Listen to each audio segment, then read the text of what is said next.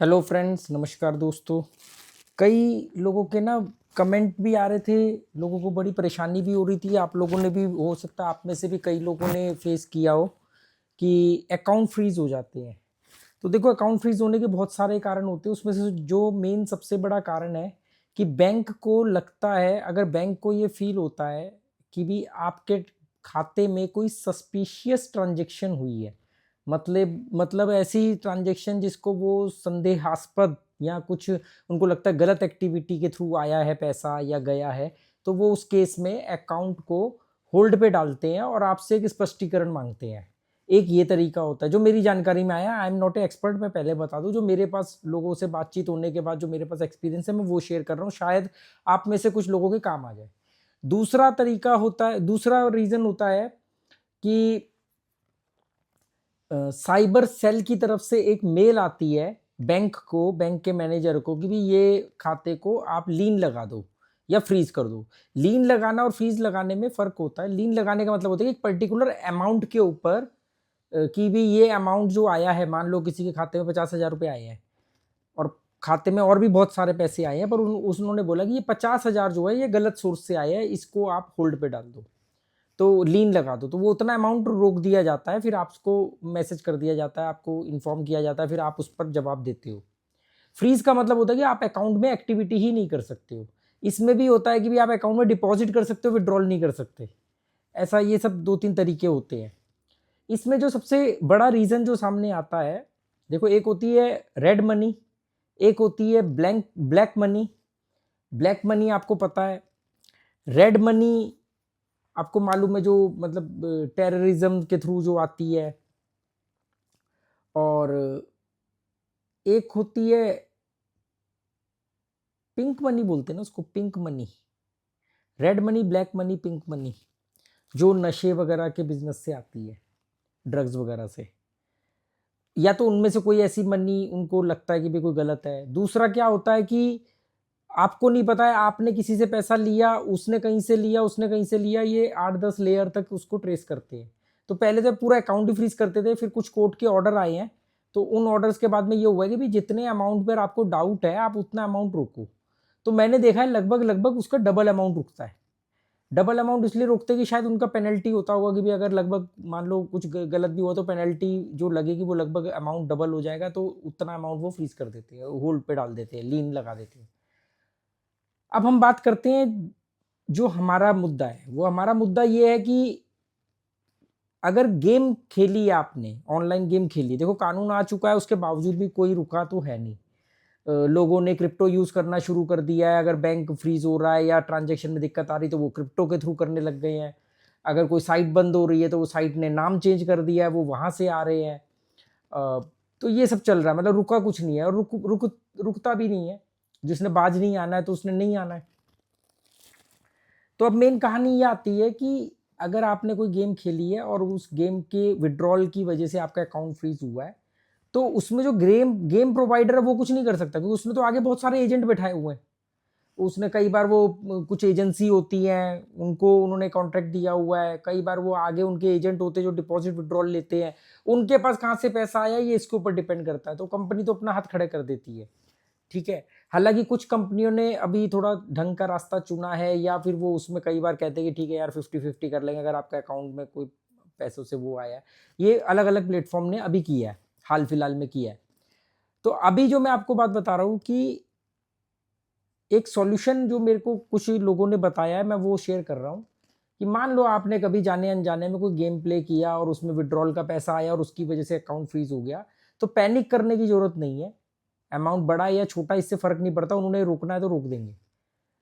आप जाओ अपने बैंक मैनेजर से बात करो, जो 2-3 लोगों ने जो किया है जिसके बाद उनका अकाउंट अनफ्रीज हुआ है वो मैं आपको बता रहा हूँ, या वो अमाउंट का जो लीन हटा है उसमें वो आप जाके मैनेजर से बात करते हो, मैनेजर को बोलते हो कि हाँ यार वो हमने ऐसे ऐसे प्ले किया, कोई झूठी कहानियां नहीं सुनानी है, जो भी ऐसे ऐसे वो कभी गेम खेली थी उसका कुछ आ गया था, हमें नहीं पता भाई, ठीक है अब आगे से नहीं करेंगे। तो वो उसमें क्या होता है, ज्यादातर केसों में क्या होता है कि बैंक मैनेजर आपसे एक लेटर लिख के ले लेता है कि ये अनजाने में या पहली मिस्टेक है, आगे से मैं ऐसा नहीं करूंगा, मैं इस बात का ध्यान रखूंगा, और ये वो एक आपसे एक लेटर लिख लेता है कि आप दोबारा इस तरह की ट्रांजेक्शन नहीं करोगे, और आपका दोबारा से केवाईसी जो होता है वो केवाईसी दोबारा से अपडेट कर देते हैं, और मोस्ट ऑफ द केसेस में इस तरीके से वो अमाउंट के ऊपर से लीन हट जाता है।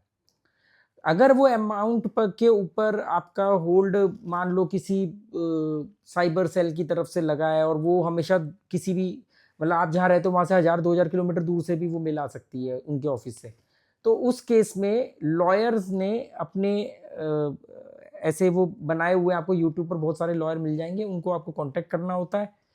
वो आपसे एक चार्ज लेते हैं, आपसे डिटेल पूछते हैं, आपकी डिटेल लेते हैं और अपना बंदा वहाँ भेजते हैं या वहाँ कोई बंदा होगा उसका वो कांटेक्ट करते हैं और उस हिसाब से वो आपसे पैसे वगैरह लेके आपका वो वहाँ पर भी सेम यही होता है कि यार हमें अनजाने में हो गया है, ठीक है आगे से नहीं होगा, और ऐसे करके वो अकाउंट का फ्रीज हट जाता है। या फिर जितने अमाउंट पे लीन लगा होता है उतना ही वो रोकते हैं, बाकी का अमाउंट आपका अनफ्रीज कर देते हैं। और इसमें एक चीज़ क्या होती है कि मुझे एक बंदे ने बताया था कि उसने जब ऐसे लॉयर से कांटेक्ट किया तो छोटे से अमाउंट के चक्कर में उसका पूरा अकाउंट फ्रीज कर दिया, तो उससे ना पूरा अकाउंट फ्रीज नहीं होता है, तो वो कोई कोर्ट का, सुप्रीम कोर्ट का या हाई कोर्ट का कोई ऑर्डर होगा तो वो जजमेंट का ऑर्डर का रेफरेंस लेकर के और एक लेटर लिख करके कि भी हमसे अनजाने में ऐसा हुआ है, आगे से नहीं होगा, और ये देखो कोर्ट का ऑर्डर है, जितने अमाउंट सस्पिशियस है सिर्फ उतना ही अमाउंट रोका जा सकता है, ऐसे करके वो आपको एक लेटर बना करके वो लॉयर जो है वो बैंक मैनेजर के नाम दे देगा और वो थोड़ा बहुत खाना पूर्ति करके वो चीज़ें हो जाती है। पैनिक करने की ज़रूरत नहीं है, रास्ते सारे होते हैं, पर अब ये है तो है, इसको रोका भी नहीं जा सकता क्योंकि वो अपनी जगह काम सही कर रहे हैं। क्योंकि अगर मान लो किसी का क्रेडिट कार्ड का फ्रॉड हुआ है और उसने साइबर सेल में कंप्लेंट की है, अब साइबर सेल उस मनी का पीछा कर रहे हैं। ऑनलाइन में क्या होता है, ऑनलाइन में किसी आदमी का पीछा कैसे करोगे आप? अगर किसी के खाते से किसी ने स्कैम करके पैसा निकाल लिया, वो आजकल जो डिजिटल अरेस्ट वगैरह होता था, तो आप पैसे का ही तो पीछा करोगे। तो वो क्या हो रहा है, पैसा वहां से एक खाते में गया, जैसे उस खाते में गया उसके 5 मिनट के अंदर वो पैसा अगले 10 खातों में चले गया, वो 10 खातों में जाते ही अगले 5 मिनट के अंदर वो अगले 50 खातों में चले गया। वो 50 खाते कौन से गरीबों से ले लिए खाते किराए पर, जो बना था जनधन योजना, और वो गरीबों के अकाउंट ले लिए, उनको बदले में कुछ पैसे दे दिए। तो जब वो पैसे का पीछा करते हैं तो वो पैसा कहाँ कहाँ किन किन खातों में जा रहा है, वहां से फिर वो कोई सामान खरीद लिया, किसी को पेमेंट कर दी, फिर उसने आगे कोई पेमेंट कर दी, तो ये सब है। अब वो तो अपने हिसाब से काम कर रहे हैं, वो पैसे का पीछा कर रहे हैं। तो पर इसमें फिर ये बहुत ज़्यादा दिक्कतें आ रही थी, तो कोर्ट के कुछ ऑर्डर आए हैं कि भाई आप इतनी लेयर तक ही पीछा कर सकते हो, या जितने अमाउंट के ऊपर दिक्कत है आप उतना ही अमाउंट, अब किसी के खाते में 5 लाख रुपए पड़े हैं और उसके पास कहीं से 5,000 आ गए, अब वो 5,000 के चक्कर में आप उसके 5 लाख थोड़ी रोक लोगे। वो 5,000 उसको पहले ये पूछ लो कि भाई उसके जानकारी में आए हैं, उसको पता था कि ये गलत मनी है, या फिर वो अनजाने में आए हैं। तो गेम का ये, इसीलिए बहुत सारे लोगों ने ना अभी 2-3 काम किए हैं। एक तो जो गेम खेलते लोग, उन्होंने एक तो ज़्यादातर मेरे को जो जानकारी मिल रही है कि कई लोग बोलते कहते हैं हमने तो इन झंझटों से निकल के हमने ना क्रिप्टो यूज़ करना शुरू कर दिया है। तो वो क्रिप्टो में डिपॉजिट करते, क्रिप्टो, हालांकि मुझे जानकारी नहीं कि क्रिप्टो को कन्वर्ट कैसे करते वो कैश में, होता होगा कोई तरीका, पर मुझे नहीं मालूम। और क्रिप्टो यूज़ करते हैं क्योंकि इंडिया में क्रिप्टो ना तो अभी तक लीगल है ना इलीगल है, ठीक है। दूसरा वो कहते हैं पहले हम जो बार बार विड्रॉल करते थे, अब हम बार बार नहीं करते हैं, एक अमाउंट होता है उसके बाद, पर उसके लिए फिर आपको बहुत बड़ा कंट्रोल चाहिए अपने ऊपर। मालूम पड़े जी आपने 4 बार विड्रॉल नहीं किया, ये सोच के कि इकट्ठा करूंगा, और फिर आपका ही आपके ऊपर कंट्रोल नहीं है और आपने सब दे दिया। तो ये तो वही व्यक्ति अपना सकता है ये रास्ता जिसका अपने दिमाग के ऊपर कंट्रोल है। तो ऐसे ही अभी जस्ट थोड़ी देर पहले किसी ने मेरे को मैसेज किया कि भाई मेरा अकाउंट फ्रीज हो गया था। वो कई दिन से मुझे मैसेज कर रहे थे, फिर उन्होंने मुझे बताया कि मेरा अकाउंट जो है वो अनफ्रीज हो गया है, और मैं ऐसे गया था, मुझसे उन्होंने लेटर लिखवाया है बैंक वालों ने, और मुझसे KYC अपडेट करवाया है, और कहा है कि दोबारा से इस तरह का जो है आप मत विड्रॉल करना या डिपॉजिट करना। तो मुझे लगा कि यार ये बात आप लोगों से भी शेयर करनी चाहिए, क्योंकि बहुत सारे लोग ना पैनिक कर जाते हैं। देखो मैं ये नहीं कहूँगा कि यार छोटे से अमाउंट के लिए क्यों पैनिक करोगे, क्योंकि आपका छोटा अमाउंट किसी के लिए बड़ा हो सकता है। अब किसी व्यक्ति की तनख्वाही 25-30 हज़ार है, उसने कभी मनोरंजन के नाम पर या लालच में आके कि मैं एक दिन मैं भी करोड़पति बनूंगा, हम भी जग के राजा होंगे, आजकल या परसों के चक्कर में उसने 500 रुपये जमा करके खेल लिए, उसके वो 500 रुपये मान लो हो गए 2-3 हज़ार रुपये। उस बेचारे ने 2-3 हज़ार रुपये निकाले, उसकी 2 महीने की तनख्वाह में से बचा के उसने खाते में रखा था, वो 20-25 हज़ार रुपये उसके फ्रीज हो गए। तो उसके लिए तो बड़ी रकम है। तो हम ये नहीं कह सकते छोटी रकम या बड़ी रकम, हर आदमी की अपनी ज़रूरत के होती है, अपनी खर्चे होते हैं, उसके हिसाब से उसका अमाउंट उसके लिए वैल्यू रखता है। तो पैनिक मत करना, जाके बात करो, कोई डरने की नहीं, कोई इसमें कोई देखो जो चीज़ें मौजूद हैं उसमें आपको एडिक्शन लग गई, आपने वो प्ले किया, वो ठीक है, पर ऐसा तो नहीं कि आपने किसी का मर्डर कर दिया या कोई कहीं जाके बम फोड़ दिया, तो डरने की बात नहीं है। परेशानी होगी, मैं मानता हूँ, जाओ बैंक मैनेजर से बात करो, वो जहाँ जहाँ कहता है वहाँ मेल करो, और जो वो लेटर वगैरह कहते हैं उनको बोल दो कि भाई आगे से नहीं देगा, हम दे करेंगे ऐसा, दोबारा हम रिटर्न में दे रहे हैं। और इसमें आप अब किसी लॉयर से बात कर सकते हो, ऑनलाइन यूट्यूब वगैरह पर बहुत सारे लॉयर हैं जो ये काम कर रहे हैं या उन्होंने अपनी नॉलेज शेयर की है। अकाउंटेंट से बात कर सकते हो, सीए से। तो पर बहुत ज़्यादा पैनिक करने की ज़रूरत नहीं है, परेशानी स्वाभाविक है।